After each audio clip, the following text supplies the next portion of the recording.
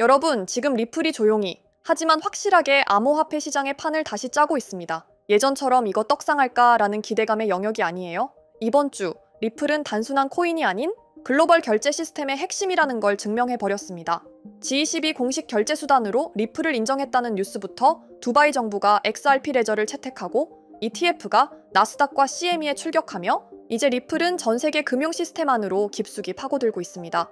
오늘 영상은 리플 보유자 혹은 리플을 관심 있게 보고 있는 분들이라면 절대 놓치면 안 될 분기점 요약본이고 하나하나 정리해드릴게요. 먼저, 모든 시작은 여기서부터입니다. 바로 미국의 FPC 보고서 유출, 패스터 페이먼트 위원회라고 불리는 이 기구는 미국 정부 산하에서 차세대 결제 인프라를 설계하는 핵심 조직이에요. 그리고 그 내부 보고서에서 XRP 레저가 등장합니다. 보고서에는 이렇게 적혀 있었는데요. XRP 레저는 국제 통화 이동에 적합한 고속 전송, 저비용, 그리고 투명한 블록체인 기술이다. 자, 이게 얼마나 충격적인 이야기인지 정리해드릴게요. XRP는 그동안 증권인지 아닌지로 규제 싸움에 시달려왔던 코인입니다. 그런데 미국 정부 기관이 G24의 결제망에 XRP를 거론하며 공식 결제 인프라로서 채택을 권고하고 있다는 건 이건 리플이 드디어 제도권의 문을 통과했다는 결정적 증거예요. 단순한 민간 프로젝트가 아닙니다. 이제는 중앙은행들과 어깨를 나란히 하는 국제결제 네트워크의 핵심 기술로 간주되고 있는 겁니다. 그리고 두 번째 이야기, 중동입니다. 바로 두바이에서 믿기 어려운 뉴스가 나왔습니다. 두바이 토지국이 정부 소유 부동산을 블록체인 기반으로 토큰화하는 초대형 프로젝트를 발표했어요. 이 프로젝트의 핵심 기술로 XRP 레저가 선택됐습니다. 부동산을 NFT로 만들고 이를 통해 외국인 투자자가 몇 퍼센트 단위로 투자할 수 있게 만든 구조인데요. 말 그대로 국가의 공공자산으로 리플을 이용한다는 겁니다. 현재 3,000명 이상의 투자자가 등록을 마쳤고 이 프로젝트는 26년까지 수십억 달러의 가치로 확장될 예정입니다. 이건 단순한 실험이 아니라 리플이 국가의 인프라로 들어간 최초의 실사례입니다. 그리고 이게 다른 중동 국가들로 퍼지고 있다는 보도도 나오고 있어요. 자, 그리고 진짜 빅뉴스는 여기서 시작됩니다. 바로 ETF 이야기입니다. 지금 리플은 나스닥의 선물 ETF로 상장됐고 시카고 상품거래소 CME에서도 선물 계약이 승인됐습니다. 이게 왜 중요할까요? ETF는 그냥 투자 상품이 아닙니다. 기관 자금이 합법적으로 들어올 수 있는 통로죠. 예전에는 고래 투자자들이 몰래 리플을 담았다면 이제는 연기금, 헤지펀드, 글로벌 자산 운용사들이 공식적인 포트폴리오에 리플을 포함시킬 수 있다는 뜻입니다. 지금 ETF 승인과 함께 그레이스케일, 블랙록, 피델리티 같은 대형 운용사 보고서에서도 리플에 대한 언급이 눈에 띄게 늘고 있고요. 분석가들은 리플을 두고 이렇게 말합니다. 실사용이 입증된 유일한 결제형 디지털 자산이라고요.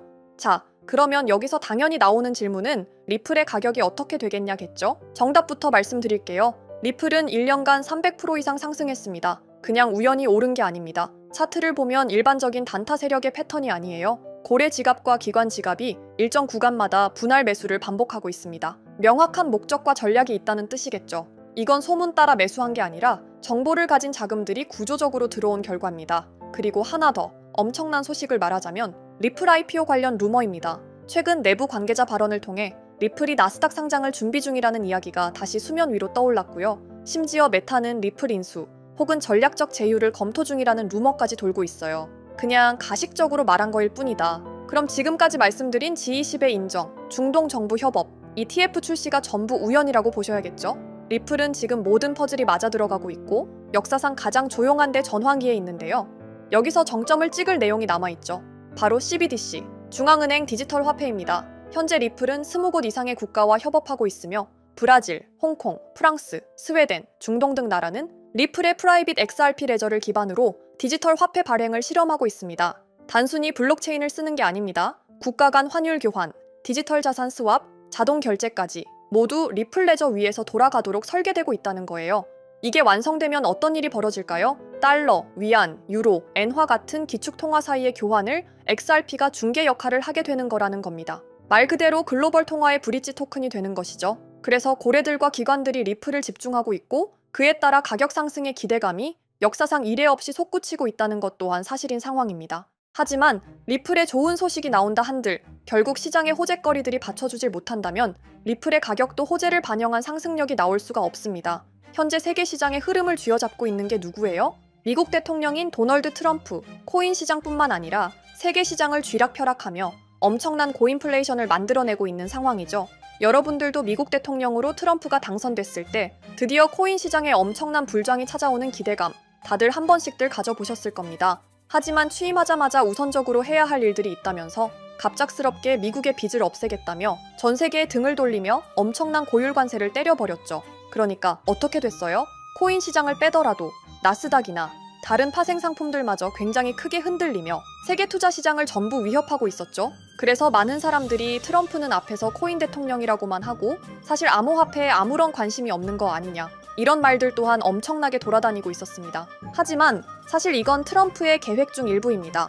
트럼프는 계속해서 미국의 부채를 만들어낸 전 대통령 바이든 정부를 매우 혐오하고 있었죠. 심지어 24년 기사를 보면 일본보다 미국 부채가 심각하다는 팩트도 나와 있습니다. 트럼프가 행정명령을 발표할 때 암호화폐는 우선순위가 아니며 일단 먼저 해결해야 할 일이 있다는 게 바로 미국의 빚을 갚는 일인 겁니다. 그런데 이 어마어마한 빚을 갚을 때 가장 쉬운 방법이 뭔지 아십니까? 바로 미국 채권 가격을 올리는 겁니다. 보통 채권은 주식시장과 반대로 가는 거 알고 계시죠? 트럼프가 고율 관세로 시장을 위협하는 이유? 네, 맞습니다. 트럼프는 전 세계 증시를 무너뜨리기 위한 어쩔 수 없던 선택이었다는 거죠. 그래서 사실 고율 관세도 트럼프 입장에선 자국을 위한 반강제적인 행동이라고 봐야 합니다. 하지만 여기서 연준 의장 제롬 파월과의 대립도 일어나게 됩니다. 트럼프는 연준 의장에게 금리 인하를 하라며 직접적인 압박을 넣고 있는 상황인데요. 지금처럼 인플레이션 재발 우려가 심각한 상황에 연준의 금리 인하는 쉽게 진행할 수 없습니다. 잘못하면 스태그플레이션, 경기 침체 속 물가 상승이 나오게 된다는 거죠. 이렇게 나오면 전 세계는 고인플레이션으로 인한 노동시장 악화와 엄청난 물가 상승, 그리고 경기 하강에 진입할 수 있는 심각한 상황이기에 금리 인하조차 맘대로 할 수 없는 거죠. 결국 암호화폐 시장 상승에 가장 필요한 핵심은 미국의 부채의 해결 시기가 가장 중요할 겁니다. 현재 미국 부채는 36조 달러, 원화로 계산하면 5경 원이 넘어가는 어마무시한 금액의 빚을 보유하고 있습니다. 하지만 다시 한번 트럼프의 행정명령을 보면 이런 말을 한번 한 적이 있죠. 미국을 암호화폐 수도로 만들겠다라고요. 실제로 트럼프는 매번 비트코인 관련 행사를 꾸준히 참석할 뿐더러 백악관의 암호화폐 부서도 만들 만큼 지금 전 세계 대통령 중 누구보다 암호화폐를 긍정적인 시선으로 바라봐주는 인물인 것도 팩트입니다. 심지어 미국 백악관 내에서는 비트코인 관련 법안, 전략적 비트코인 준비금과 디지털 자산 비축 대통령에 대한 법안을 보강하고 있는 상황인데요. 신시아 루미스 상원 의원은 미국 부채에 대한 유일한 해결 방안으로 비트코인 법안을 제안하기도 했으며 이게 유일한 해결책이 될 것이라며 코인 자체를 띄워주기도 하고 있습니다. 심지어 세계 최대 규모 사모펀드인 블랙록에서도 이런 불안정한 시장에서 비트코인 ETF를 16일 연속 꾸준히 유입하며 비트코인에 엄청난 금액을 쏟고 있는 상황, 그리고 고율 관세에 대응하던 중국이 나오면서 트럼프가 먼저 중국의 관세는 내릴 것이라며 중국에게 먼저 관세 관련하여 꼬리를 내린 트럼프, 제가 감히 현재 계획을 유추해보면 슬슬 트럼프가 원하는 대로 이루어져 가고 있고 행정명령에 서명한 이상 무조건 지켜야 하는 법안, 암호화폐의 성장 가속화, 이제 암호화폐의 차례가 온 겁니다. 그렇다면 우리는 무엇을 해야 할까요? 바로 암호화폐 시장의 상승 대비와 함께 어떤 코인이 상승할지, 어떤 테마를 타야 할지 이걸 알아야 한다는 거죠.